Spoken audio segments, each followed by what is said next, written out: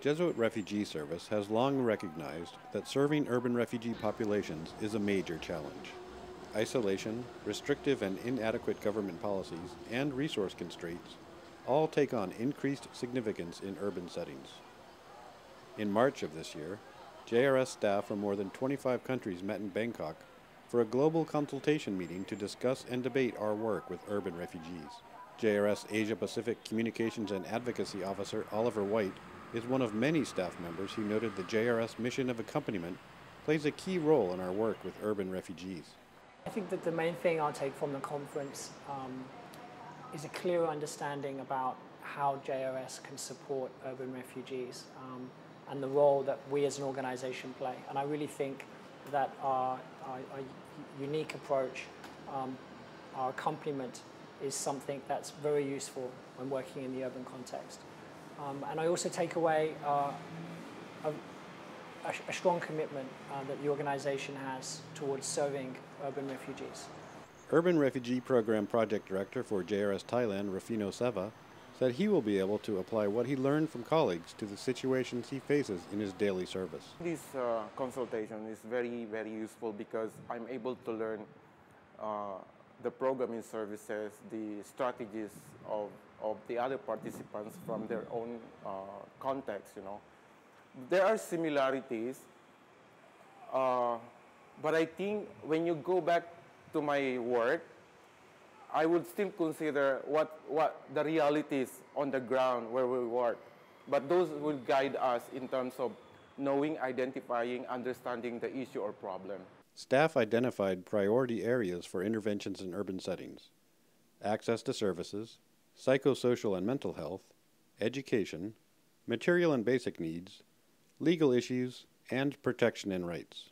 Guiding principles of intervention and steps to be considered when implementing projects in each area were also developed.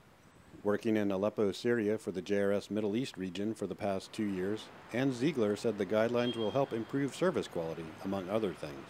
Yeah, there were a lot of guidelines which can help us not to change our program, but to reinforce it and to improve the quality either of the service or the link with the other program in urban environment.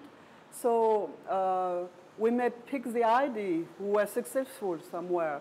I was thinking also to the livelihood. There were a lot of reflection. It's a very complicated thing. And those basis of reflection and way of approaches can help us to set up a program or to at least to know where are our limits and where we have to find some support from outside. No, it was very, very useful to be at this meeting. JRS Italy project coordinator Chiara Peri echoed some of those thoughts. Well, first of all, I think it was useful to share the feeling that we are all working in different contexts, but somehow in the same direction. And this is really encouraging because sometimes you lose the big picture. And yes, of course, there are plenty of ideas that can come from a meeting like this, also of the possibility of including more research in the job we are doing, because I think that we have the privilege to have access to information that we take for granted, but can be really useful to increase our knowledge of the forced migration.